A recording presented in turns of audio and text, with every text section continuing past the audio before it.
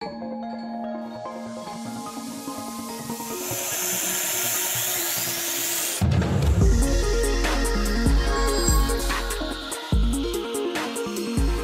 de Mesapatsi and Feng Shui Consultancy.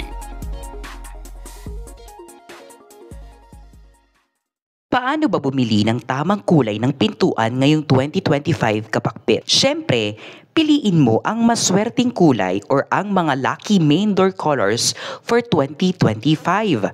Sa perspektibo ng Feng Shui, ang main door ng bahay ay napakahalaga dahil ito ang tinatawag nating mouth of Qi, ang lagusan ng enerhiya papunta sa loob ng bahay. Kumbaga mga kapakbet, ito ang main portal ng enerhiya. Kaya naman kapag ang main door ng bahay ay wala sa tamang ayos, halimbawa ay wala sa tamang kulay, maaaring ang pumasok na enerhiya ay negative dahil it will not invite good Qi. At ito ay magkakaapekto sa buhay ng inyong pamilya, yaman, swerte at mga oportunidad. Kaya naman mga kapakbet, ganito dapat ang kulay ng inyong pintuan ngayong 2025 to invite luck and prosperity ng ruling zodiac animal, ang Year of the Snake. Number 1, vibrant blue. This color for 2025 mga kapakbet represents relaxation.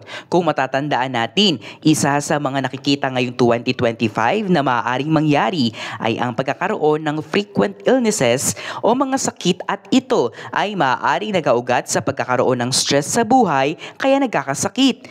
Makakatulong ang vibrant blue main door ngayong 2025 to calm the energy na pumasok para magkaroon ng peace and relaxation ang loob ng bahay mga kapakbet, making you and your loved ones at peace, free from stress.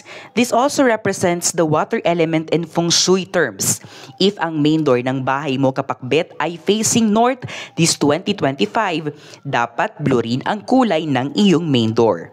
Ikalawa, fiery red. Ang fiery red color para sa main door ng bahay ay kabilang din sa lucky main door color nitong 2024 at ngayong 2025 kabilang din ito ulit mga kapakbet dahil ang Feng Shui element for 2025 ay wood. Ang purpose of this color is for good luck. Kaya naman kapag ang main door ng iyong bahay ay pininturahan mo ng fiery red or any shade of red this 2025 mga kapakbet, expect na may papasok na swerte at mga magagandang balita sa iyong buhay. Ang kulay na ito rin mga kapakbet ay nagbibigay proteksyon laban sa mga nagtatangkang pumasok na negative energy sa loob ng bahay.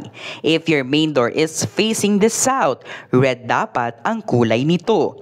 Ikatlo, white. Of course mga kapakbet, halos lahat sa atin ay nangangarap ng bagong simula ngayong 2025. At para markahan ang bagong simula ng ating mga buhay, this Year of the Wood Snake 2025, it is best na kulayan nyo ang main door nyo ng bright white color. This color represents a fresh and new start.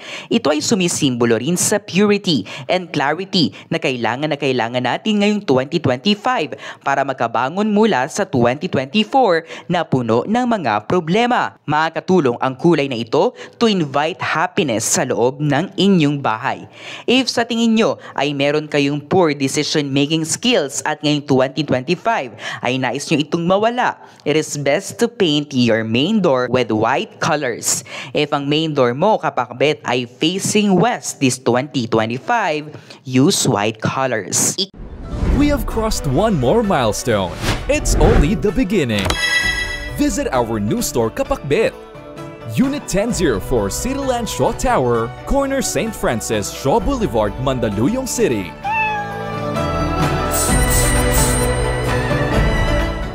Kaapat, wood sea green. At dahil ang 2025 ay nasa ilalim ng wood element, of course mga kapakbet, napakaganda if ang kulay ng inyong main door ay naaayon sa ruling Feng Shui element. At ang best color para dyan ay ang wood sea green. This color represents a flexible 2025.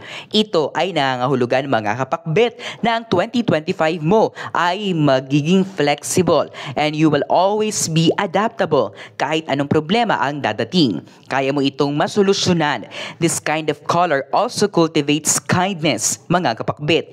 Ito ay nagbibigay ng enerhiya na vibrant at puno ng sigla na makakatulong upang pasiglahin ang bahay at ang mga nakitira rito. Kung ang main door ng bahay mo, kapakbit, ay facing the east direction, use wood sea green. Ikalima, metal gray. And of course, mga kapakbet, isa rin sa mga lucky main door colors this 2025 ay ang metal gray. Metal gray is the feng shui lucky color 2025. This color represents clarity and wisdom na makakatulong upang magkaroon kayo ng smooth transactions ngayong 2025. Ito rin ay magbibigay balanse at kapayapaan na siyang kailangan natin ngayong Year of the Wood Snake 2025. At mas magiging madalas ang pag-alis mo sa iyong bahay ngayong 2025, kapakbet. It is best na pinturahan nyo ang main door nyo ng metal gray para sa tuwing dadaan ka sa main door nyo, ikaw ay mabibigyan ng proteksyon. Choosing the best color and lucky color ng inyong main door ngayong 2025, mga kapakbit, ay magbibigay ng mga magagandang balita at oportunidad sa buhay. Kapag pininturahan mo ang iyong main door ng lucky color, mga kapakbit, maintain the positive energy. Always keep your main door clean. Tanggalin ang mga kalat na nasa main door ng bahay. At kapag nakikita mo na ang pintura ay nababakbak or naluluma na, pinturahan ito ng bago. Ang mga interpretasyong ito ay pawang gabay lamang. Nasa sa atin pa rin ang desisyon at tayo pa rin mismo ang may hawak ng ating kapalaran. Huwag po nating kalimutang magdasal at manalig sa may kapal. Hindi niya po tayo pababayaan. Huwag kalimutang mag-subscribe, i-like at i-share ang videong ito sa inyong kapamilya at kaibigan. Maraming salamat sa panonood, mga kapakpet.